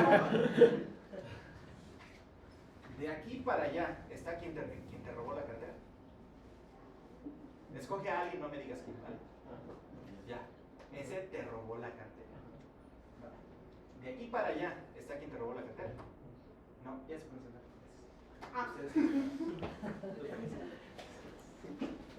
Ok, ya voy a quitarlo de la rato. La persona que escogiste está de aquí para allá. Sí, ya se puede sentar. Es el. Sí. Pregunta. La pregunta es no cómo supe. Pude haber dicho no y parecería que se hubiera caído chingado. Pero ¿cuál es el detalle? Que si hubieras dicho al último no, de todas maneras ya todos sabríamos que la persona que hubieras escogido era el otro individuo. ¿Sí o no? Sí. Pregunta, ¿cuántas veces tuve que preguntar? 4, 3. 3 veces. Eso es un bit. La información que yo necesité para escoger a uno de los miembros es de 3 bits.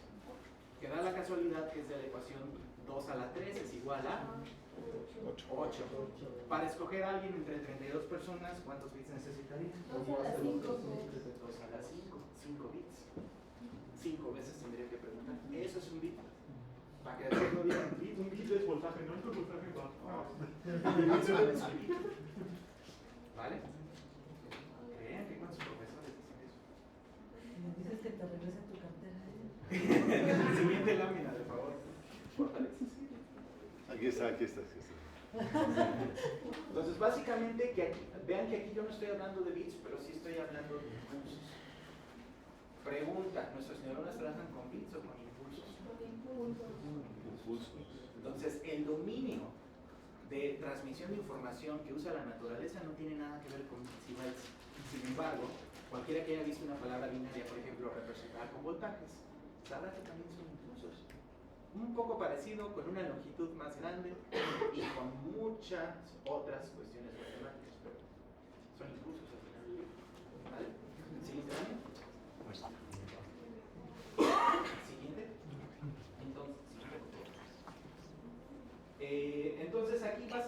estoy saltando un poquito las láminas porque estoy diseñando circuitería en CMOS para proveer corriente a esas neuronas. Yo puedo proveer corriente que sea directamente proporcional o inversamente proporcional a una señal que, por ejemplo, provenga de un sensor. Tendrías entonces una capa de neuronas donde cada neurona responde ligeramente distinto a la neurona anterior. Aquí, por ejemplo, les estoy mostrando que es una entrada senoidal. Yo tengo distintas corrientes para cada neurona y cada una de estas neuronas dispara en diferentes momentos. Eso se llama codificación por población y es lo que hace, por ejemplo, nuestra piel. Cuando la tocas así, la piel detecta y algunos receptores se van a activar más, sobre todo los que están justo debajo del dedo, y algunos otros menos. Cuando tú ves un color o otro con tus ojos, se activan ciertos conos y otros conos no. Es la misma idea, codificación por población. Cabe mencionar que lo que están viendo aquí ya son neuronas que eran transistores CMOS y que ya son fabricables. Y hasta aquí no hay nada de distancia. ¿Vale? Siguiente. Bueno, entonces neuronas, ya está. Problema resuelto. Sí se puede hacer. ¿Qué hacemos con la sinapsis? Porque recordamos que la sinapsis, ¿qué era? Un canal donde se transmitían los pulsos de una neurona a otra. Y que entre más se usaba ese canal, más se engrosaba. Entre menos se usaba, menos se engrosaba. O se debilitaba. Entonces, Ley León, viva la reina Isabel, ¿qué relaciona? Voltaje con corriente. Y asigna una tasa de cambio que se llama resistencia. ¿Qué relaciona el voltaje y la carga eléctrica? Un capacitor, y ante un cambio de voltaje tienes un cambio de carga y definido por una capacitancia C. ¿Qué relaciona la corriente con el flujo magnético? Una bobina. Y una bobina, ante un cambio de flujo, tienes un cambio de corriente multiplicado por una constante L que se mide en henrios. Henrios, coulombs y ohms. Entonces tengo 4 cuadrantes, pero solo tenía capacitores, resistores y bobinas. A la fecha, en todas las carreras de ingeniería, les enseñan esos 3 elementos pasivos: resistencias, capacitores y inductores. Viene este señor y dice, pues yo pronostico que hay un bug. Porque así como ya logramos relacionar voltaje y carga, voltaje y corriente y flujo, no hemos encontrado algo que relacione carga con flujo. Pues yo le voy a poner memristor, porque sería el contrario de la resistencia. Lo demostró matemáticamente que sí existe. Pues muy bien, señor León Chua. ¿Y cómo lo fabrico?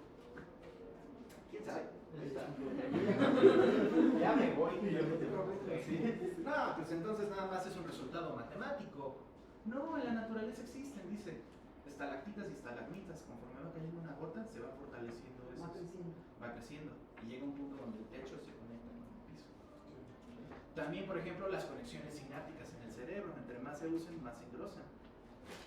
Entonces, León Chua, desde ese entonces, pronosticaba que pues, realmente no estaba descubriendo nada, sino que estaba poniendo el eslabón faltante.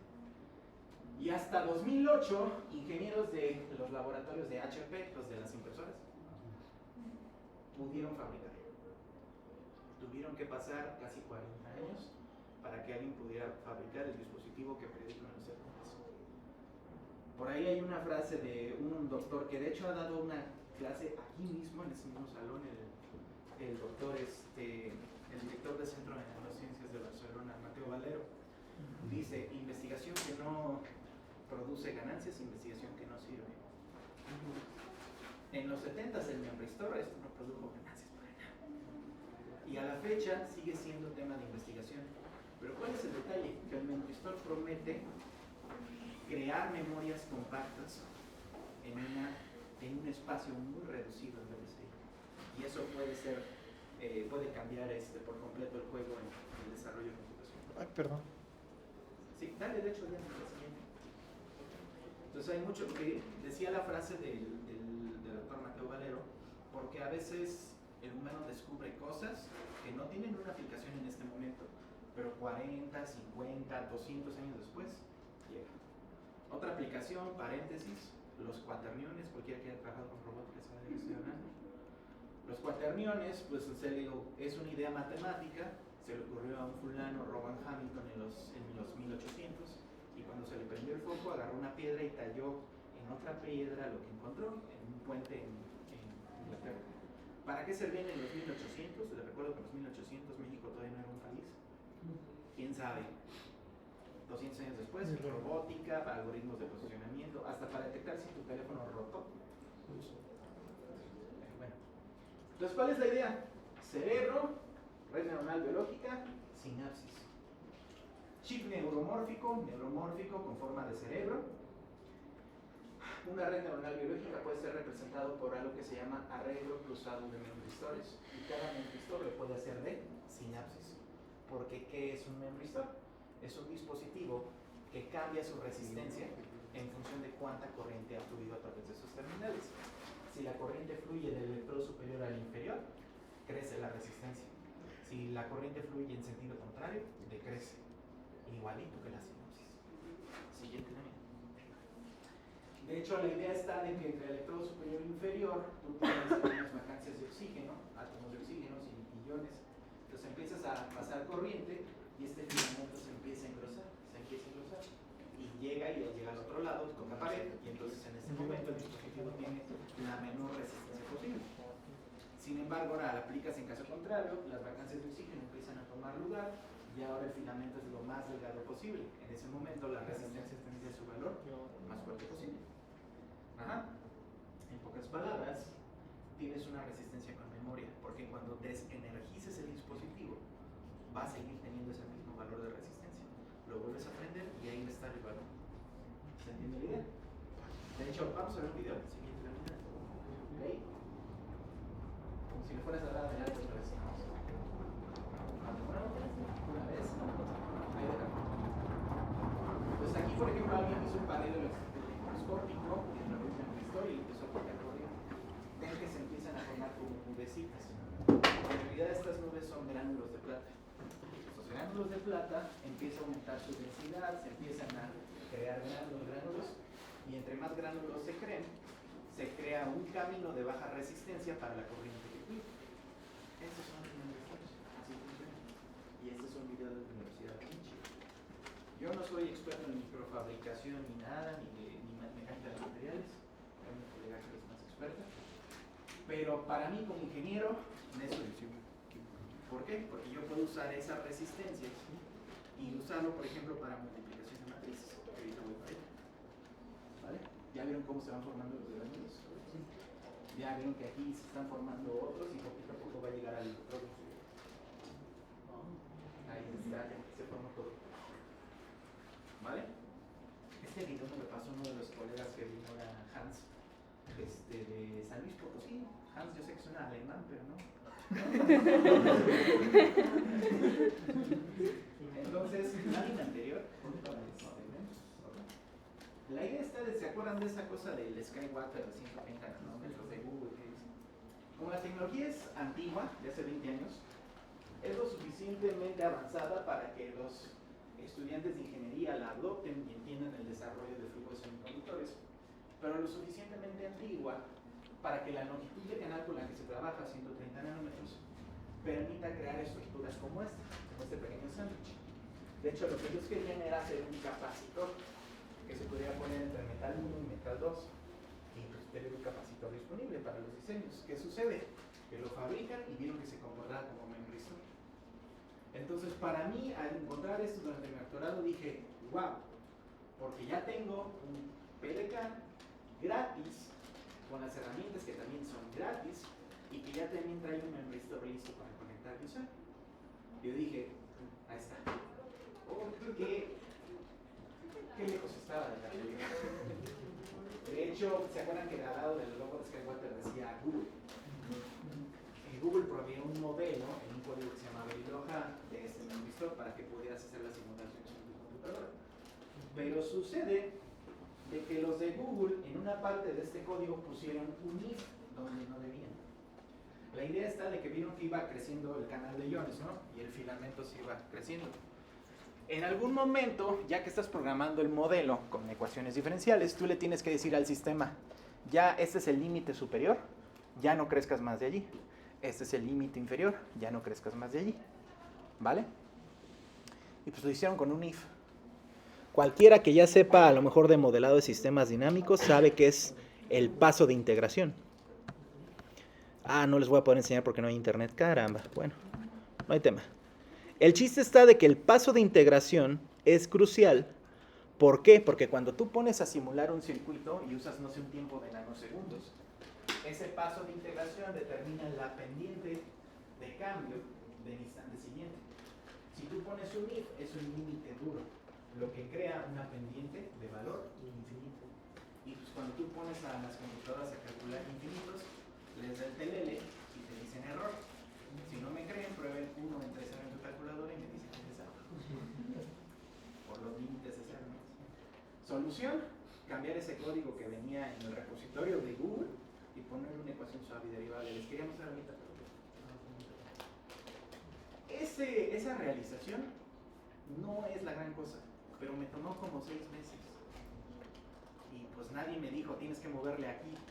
De hecho, yo voy a California, voy bien contento. Me van a enseñar aquí qué onda con ese problema, porque las simulaciones que yo ponía de un memristor se tardaban 4 horas.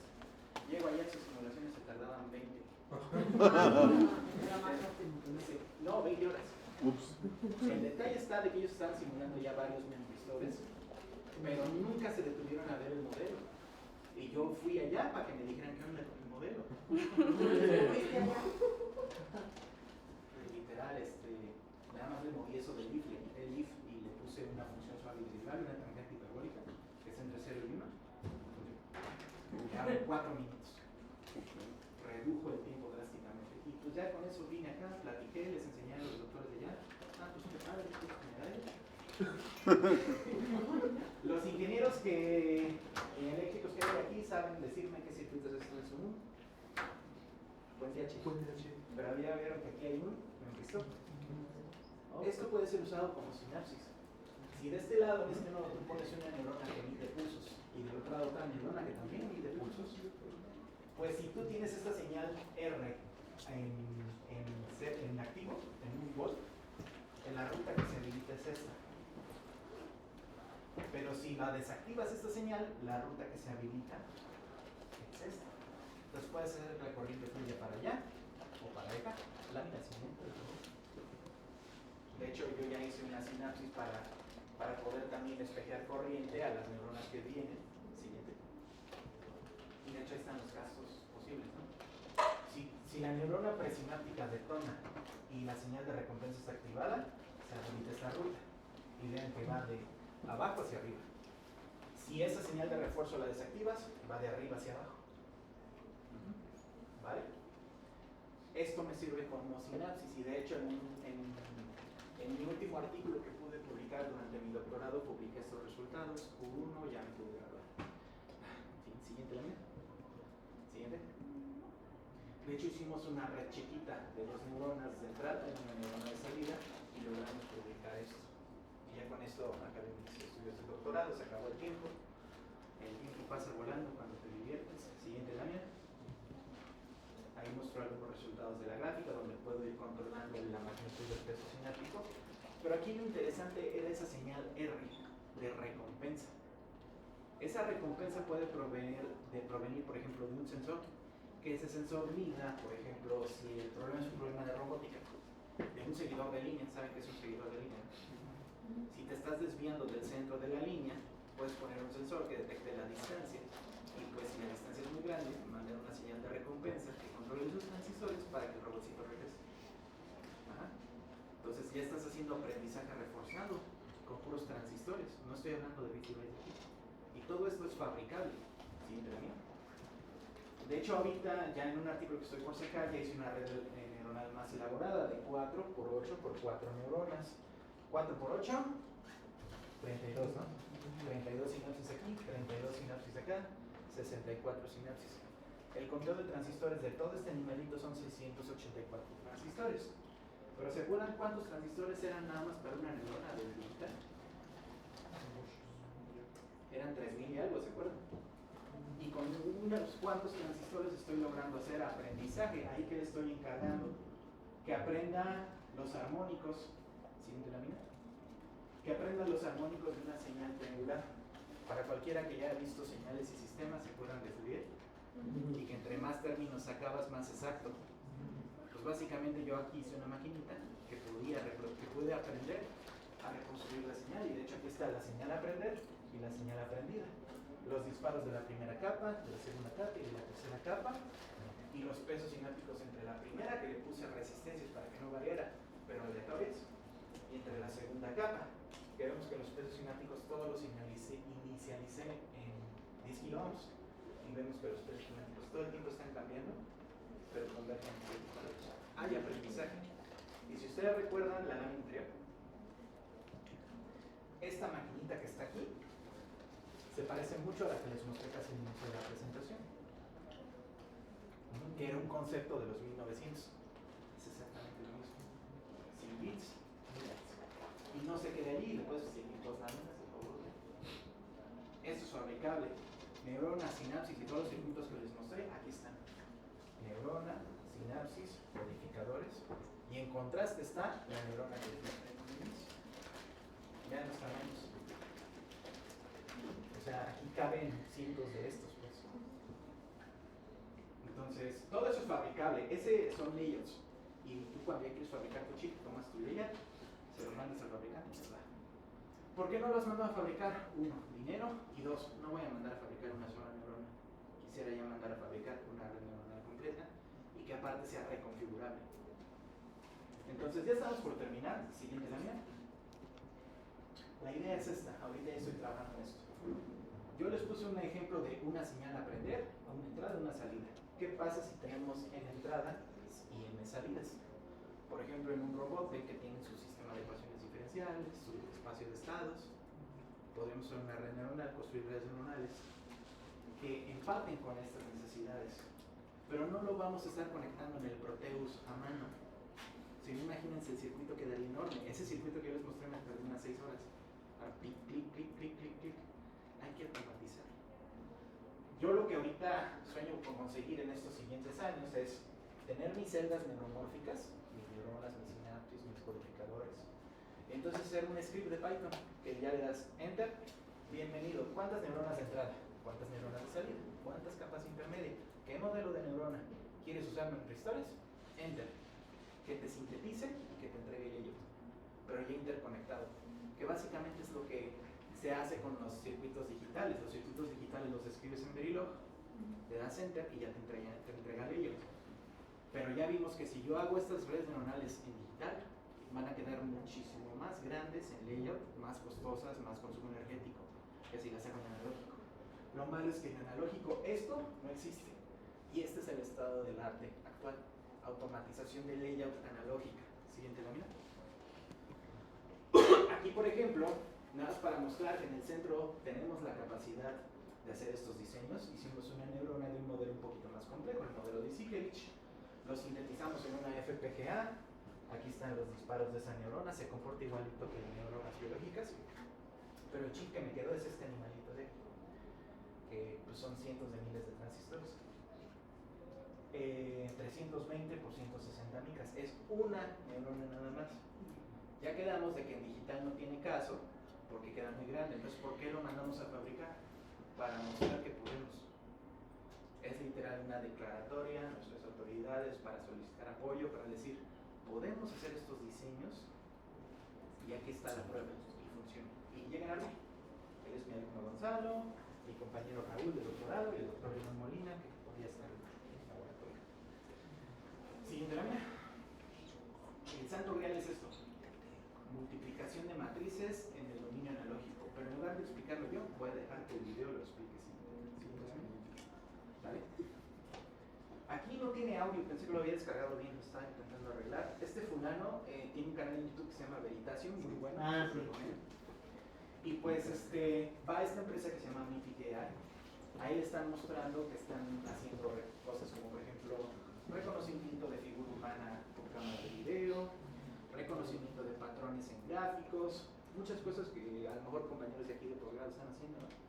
Pero, como ustedes saben, ¿en qué corren esos algoritmos? En las GPUs, en las Titan X, en las Jetson Nano, y allá arriba está lleno de computadoras y están corriendo esos algoritmos y funcionan. Por ejemplo, aquí también muestran otro de detección de profundidad usando solo una cámara. Para quien ya le haya movido esto, sabe que esto es muy difícil de hacer con solo una cámara. Y lo están logrando hacer. Ahorita viene el pequeño detalle. El pequeño detalle es de que toda la multiplicación de matrices que tienen que hacer no lo están haciendo en el dominio digital, lo están haciendo en el dominio analógico. Esto de aquí es un transistor de compuerta flotante. La idea está de que tú tienes compuerta, drenador, fuente, y entre la compuerta y el sustrato hay un capacitor. Este capacitor le dicen la puerta flotante. Si tú la cargas, el flujo de corriente se inhibe. Si tú la descargas, el flujo de corriente se activa. Esto no es tecnología revolucionaria, ya están las memorias USB que usan para pasar archivos. Ajá. De hecho, así almacenan la información. Pero lo almacenan en todo o nada, 0 o 1. ¿Y qué quedamos que es un bit? No, es una probabilidad. Bien, aprobados. Entonces, ¿cuál es la idea? Que en lugar de cargar los 0 o 1 como lo hacen en las memorias, podemos medio cargarlo de tal manera de que tendríamos un flujo de corriente, pero controlado. Voltaje entre resistencia igual a corriente, o bien el inverso de la resistencia con potencia. ¿Sí o no? ¿Todos claros allí? Entonces, yo puedo representar las magnitudes que quiero multiplicar de una matriz como voltajes. Si yo, por ejemplo, quisiera hacer estos voltajes, los valores de esta matriz los cargo en las compuertas flotantes, y acá usando DAX y ADCs, mando la señal, se pasa al dominio analógico, y entonces dejo pasar el voltaje a través de estas resistencias variables, y por leyes de Kirchhoff, leyes de Ohm, la suma de todas las corrientes en un nodo se hace de manera automática. ¿Pero qué se están sumando? ¿Números? Se está sumando corrientes, amperaje. Eso lo dejaron, y ese es el chip que lograron. Del tamaño de un chicle. Entonces no les estoy contando ya cosas que no se pueden hacer. Ya hay empresas con cientos de trabajadoras que están lográndolo. Nosotros, entonces, ustedes podrán decir, pues que lo hagan ellos, nosotros, ¿por qué? Eso se llama know-how. Ah, esa es la comparativa. Esas son las zonas GPUs que usan sus compañeros de arriba. Obviamente no son peras ni manzanas. Consumo energético de esta contra consumo energético de ese chiclecito que traen ahí. Eso es lo que queremos lograr. ¿Por qué vale la pena investigarlo si ellos ya lo están haciendo? Pues porque ellos son una empresa, no son la Madre Teresa de Calcuta, nos van a difundir sus resultados. Tenemos que nosotros como academia entrarle estos problemas para poner nuestros resultados a disposición del público y que también tengamos soberanía tecnológica y no depender de una empresa que lo haga. Pero pues sí, el consumo energético es varios órdenes de magnitud menor que en el segundo chip. Y pues ese tipo de chips, ¿dónde se pueden usar? Por ejemplo, en una línea de ensamblaje que estás checando, no sé, que todas las galletas que salen estén bien hechas, en lugar de poner una tarjeta GPU, pones un chip de estos que reconozcan. O en las bocinas Alexa, en lugar que todo el tiempo esté un chip encendido detectando Alexa, que digas Alexa, que esté el chip analógico que solo reconozca esa palabra y que le mande una señal al chip digital para que despierte, reduciendo el consumo energético todavía más. Y otro caso de uso es en redes neuronales de impulso, por ejemplo en robótica. Si tú necesitas que tu robot haga evasión de obstáculos, toma de decisiones, comportamiento inteligente, pero tu robot está a miles de kilómetros en Marte y no hay un enchufe a donde conectarse, ¿quién puede hacer ello? ¿Vale? De hecho, ese señor de ahí es Alexander Rosenblatt. Él es un psicólogo, él empezó haciendo esas simplificaciones de modelos de neuronas y pues intentó fabricarlo, pero la máquina que fabricó era digital y era enorme. Pasó a analógico, desafortunadamente se murió como a los 43 años, ya no vio el resultado de su trabajo. Cuando se murió él, la gente dijo, esa máquina está enorme, nadie la va a pelar, y dejaron de investigar sobre la IA. Volvieron hasta los 80s, en los 80s también se volvió a bloquear porque las compus eran muy lentas, y volvió a empezar la investigación en inteligencia artificial hasta los 2000, 2010. ¿Este es Rosenblatt?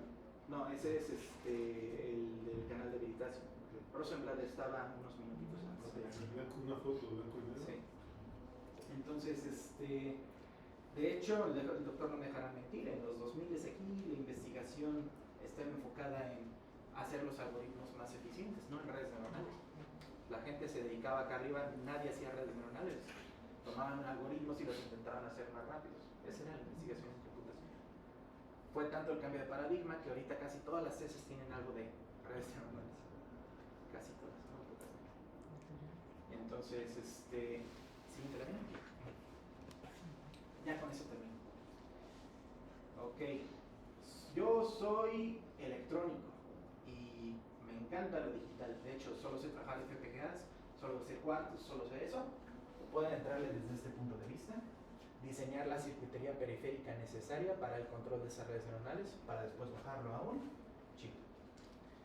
No, que yo soy electrónico, pero no, yo soy más de electrónica analógica, amplificadores, buses, BJTs. Entras desde este punto analógico, trabajas con memristores, haces arreglos cruzados, para después bajarlos a un chip. La verdad, a mí me espantan los cautines, me quemo cuando los agarro, pero sé tirar código desde software. Porque una vez que hagas el chip, hay que hacer interfaces para programarlos, que van a funcionar con las computadoras que tenemos actualmente, no las vamos a tirar, hay que hacer software. En este aspecto, por ejemplo, Intel ya tiene su propio chip neuromórfico que se llama Loihi, y tiene un compilador para ese chip. Loihi es un volcán en Hawái, y adentro de los volcanes, ¿qué? Así se llama el compilador, ¿no? Esos ñoños son muy creativos. Entonces, hardware digital analógico se necesita gente de software, se necesita gente que sepa de sensores, por ejemplo, gente de biomédica, gente de biónicos, telemáticos, que ocupen sensores para poderlos conectar con este tipo de nuevos dispositivos. Y finalmente, gente que haga aplicaciones de IA, no necesariamente con neuromórficos, sino con chips tradicionales, que pongan a prueba nuestros diseños. Entonces, allá arriba en el laboratorio hay mecánicos, hay biónicos, hay electrónicos, de todo menos desconto. Les da frío, no sé por qué. Pero invitarlos porque justamente ya vieron que ahorita lo que yo necesito hacer es más software.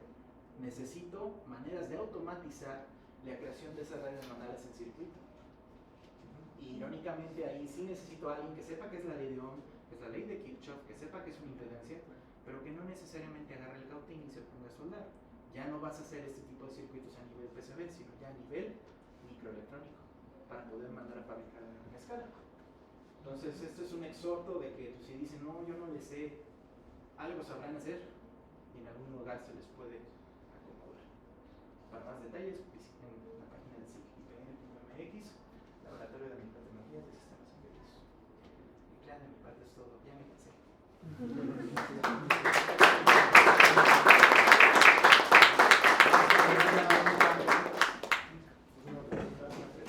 Tengo una sola pregunta.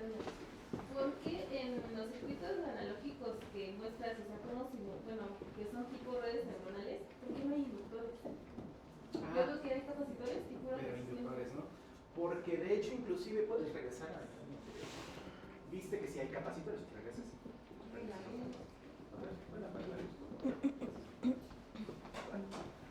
Ahí está. Aquí, por ejemplo, este es un colector de impulsos, un codificador. ¿Ves este cuadro verde grandote?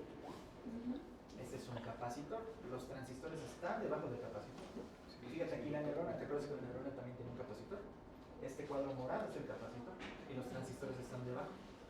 El arreglo topológico es como la cisterna, como el. ¿Cómo se llama? El tinaco de tu casa. Lo pones arriba para que no estorbe, pero está arriba de todo lo demás abajo. Es lo mismo, de hecho aquí están las conexiones para bajar de piso, la tubería para bajar. Aquí también. ¿Qué sucede? El capacitor es uno de los dispositivos que más área en layout ocupa, como puedes ver. Pero ¿qué sucede? Que es superado por otro dispositivo, el inductor. ¿Recuerdas qué es el inductor? Es un alambre así, ¿no? ¿Cómo harías un alambre así? Pues entonces resultaría en una viborita, como el juego de la viborita de Pero es los que hay celulares. inductores de forma de chicos, hay espirales. Pero eso todavía abarcaría más espacio. Es correcto, y eso puede que resultes, en lugar de hacer un inductor, que acabes haciendo una antena. Entonces estás agregando perturbaciones a tu circuito. Entonces, de plano, en diseño microelectrónico se evita usar inductores a toda costa, salvo cuando ya vas a hacer aplicaciones de radiofrecuencia. ¿Alguna otra pregunta? Bueno, yo nomás un comentario. Miren ustedes, en 1966 podríamos decir que empezó la, digamos, la transformación de lo analógico a digital, con el famoso paper de Fast Fourier Transform, ¿no? De Tuchel and Hughes, ¿no? Ahí por primera vez se vio que era universalmente bastante factible que se hicieran transformaciones digitales. Todo el control antes se hacía analógico, ya digital, o sea, lo digital le fue comiendo espacio a lo analógico. Pero resulta que ahora, ustedes se dan cuenta, la tendencia es al revés. Lo analógico debe empezar a comer espacio a lo digital por cuestiones en particular de consumo de potencia y algunas otras, ¿verdad? ¿Qué va a ocurrir? No lo sabemos. No es de si queremos, es que eso ya está aquí. O sea, no, yo no quiero, no es de que queramos. Estas cosas, por diferentes razones, van a empezar a ocurrir. Algunos problemas se van a, como el neuristor apenas se está puliendo, lo van a pulir. Algunas otras opciones, por ejemplo, este procesamiento matricial a partir de manejar el canal en los trayectorios, va a ocurrir, se va a perfeccionar. Aquí la idea no es si eso va a ocurrir, la idea es qué vamos a hacer, cómo le vamos a entrar a ese tipo de cosas, ¿no? Y yo decía, no, yo puro programo, yo no quiero saber cosas de analógicos. Bueno, pues se van a quedar abajo, no se van a subir al camión, ¿verdad? Pues sí. No quiero, no es que es bien difícil, por eso me vine por eso no estudié analógicos, porque yo quiero programar nada más. Me vine a hacer análisis. Pues yo soy un buen matemático, pero yo no quiero programar. Entonces, ese tipo de cosas nos están limitando para poder entrar realmente a las cosas que valen la pena, ¿verdad? Inclusive, como bien dice el doctor Alex, hay que aprender a fabricar, no nada más saber diseñar, ese pasito de fabricar, manejar los proyectos, hay que hacerlo. Ah, no, porque es mucha talacha. Pues sí, pero pues eso es, ¿no? O sea, no pasa nada, no se van a morir, o sea, ¿sí? Aprende uno a curtirse, a veces a desvelarse, o lo que sea, está bien metido. No que se va a amolar la espalda así, pero sí, te cura, vas a un masaje. El compañero, a ver, aquí una pregunta, doctor. Bueno, yo en ese sentido veo que desde el punto de vista de la tecnología y del estado del arte, pues hay un margen de dónde cortar. Entonces, preguntaba hace ratito, ¿cómo es posible que Arduino haya generado tanto valor, ¿no? Tanta cadena de valor? Entonces, alguien en la situación, y también hasta cierto punto uno es culpable también. Yo creo que hasta cierto punto de vista, lo que deberíamos hacer es que si tenemos licencia, tiene licencia el SIC, no tenemos, si tiene licencia el SIC, de todas estas herramientas, entonces hay que empezar a sacarle jugo, desde el punto de vista de empezar a dar cursos. Sí, porque si esperamos que el gobierno nos dé recursos, o esperar a que nos dé recursos, pues ciertas generaciones van saliendo, entonces no se va generando esa parte de la capacitación de alto nivel. Comercial, si van a YouTube diagonal Microse van a encontrar una serie de videos donde va a salir este gordito dando los cursos. También cada escuela de verano que hacemos damos cursos y capacitación de esas herramientas. Pero ¿sabes cuál es el detalle? Eso ya es más burocrático porque como institución no podemos cobrar un peso. Porque imagínate, oye, nada me capacitas y te pago. Y pues somos una institución pública. Pero por ejemplo, yo tomé un curso de los diplomados de cursos del ciclo. Los sábados. Ah, sí, pero los diplomados están enfocados a la integración industrial. Se podría hacer un diplomado los sábados donde hay un retorno de capital, pero nosotros como laboratorio no podemos cobrar un peso. Yo como prestador de servicios aquí no puedo cobrar un peso, te enseño gratis. Pero sí, sería muy buena idea. Sí, porque si no, no se va creciendo la comunidad. Y a sabes, lo mejor de 50, pues nada más 5, sí, o 1. Pero inclusive para el crecimiento de la comunidad no es necesario cobrar. Por ejemplo, la semana pasada yo fui a Monterrey a atender un curso de microelectrónica con una empresa líder en el mercado, Synopsys, y Synopsys no me cobró un peso, siendo que ellos no son la madre Teresa de Calcuta. ¿Por qué? Porque la finalidad es, como bien dices, hacer que la comunidad crezca y no sacarles o sangrarlos, ¿no? O sea, entonces, sí, la idea, pues, ¿qué más me gustaría cobrar por lo que poco, mucho que sé? Pero como institución no podemos. Sí, doctor, bueno, regresando a ese punto. Sí. También he estado vinculado también con la IP y también con la academia. Y sí veo esa área de oportunidad. Inclusive la misma IP, la misma industria y marcas, que puedo decir, no voy a decir las marcas, pero que he estado escuchando, hay unas disyuntivas. Necesitan mucho de la academia, de lo que ustedes saben. Ustedes pueden tener un ROI, pero el ROI es económico. Pero sí veo que cuando hay ese acercamiento, nuevamente a veces hay una resistencia de, como están utilizando lo que el mercado está poniendo, que lo hemos visto con otros invitados que hemos tenido aquí en la biblioteca, es el mercado te lleva a un lado. Hay unas necesidades y se compraron licencias. El tema de ella, se compraron ciertas licencias que son las que exactamente como hizo una inversión la industria, pues quiere exactamente enfocarse en eso. Cuando por otro lado hay otras soluciones que aquí se sabe que se pudieran explotar y que se pudiera cobrar por eso. Pero entonces aquí estamos hablando de dos usuarios distintos, que unos creen que eso es lo que el mercado y lo que las grandes marcas están vendiendo, esto es lo que tiene que ser.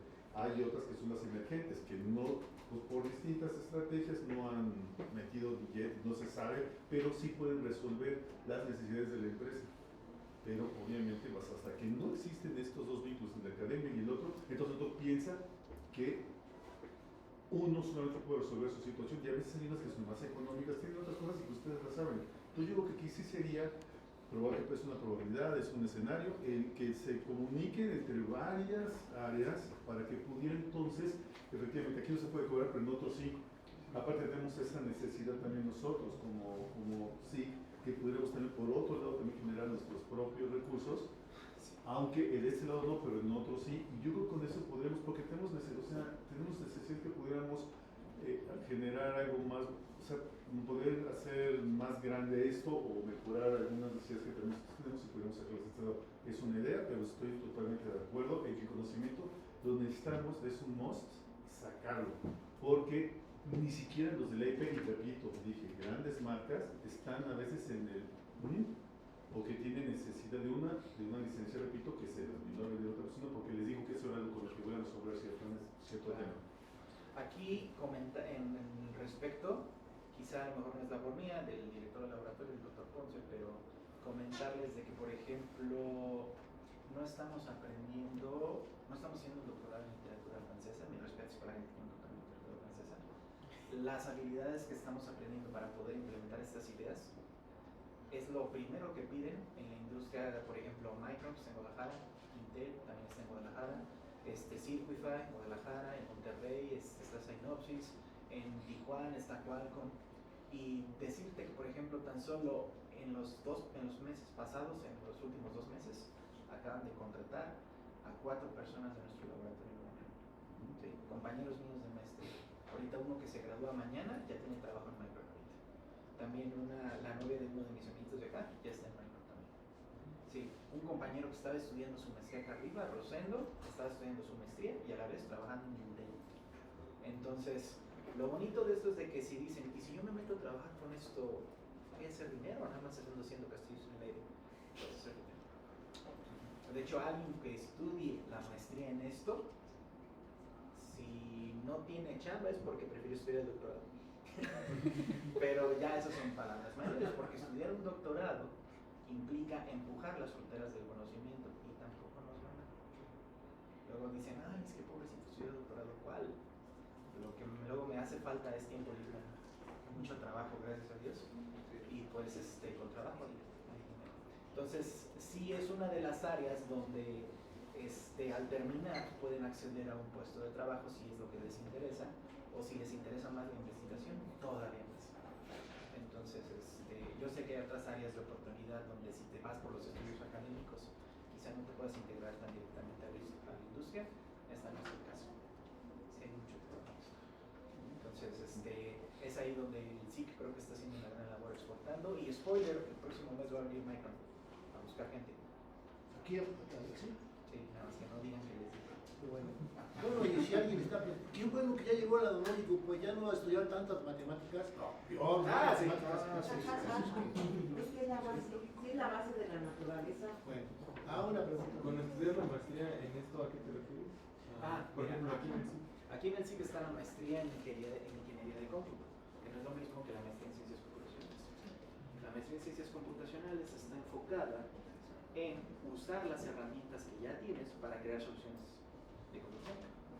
La maestría en ingeniería en cómputo se dedica a crear las cosas que hacen computación, a diseñar los dispositivos que van a computar por ti. No sé si se entiende la idea. Con una haces la pala y en la otra usas la pala. ¿Se entiende la idea?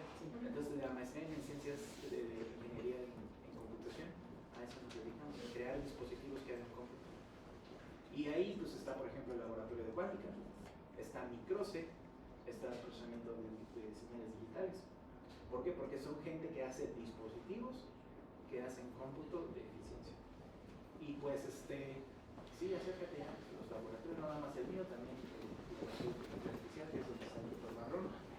Durante mi doctorado yo sí puedo decir que no me quedé sentado en mi silla todo el tiempo, sino que aquí, allá, estaba en robótica, estaba acá, estaba allá.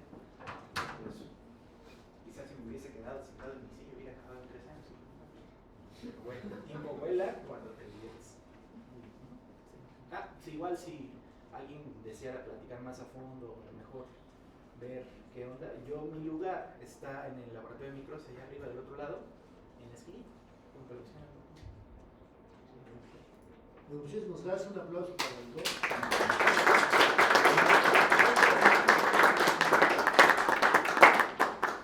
Bueno, gracias, doctor Alejandro.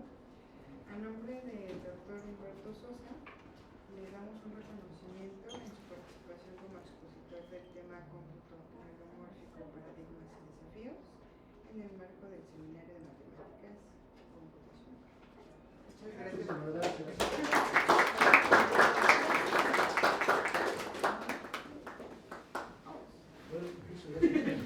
Están invitados, de hecho ya saben, eso es muy interesante. Cada plática complementa a la anterior.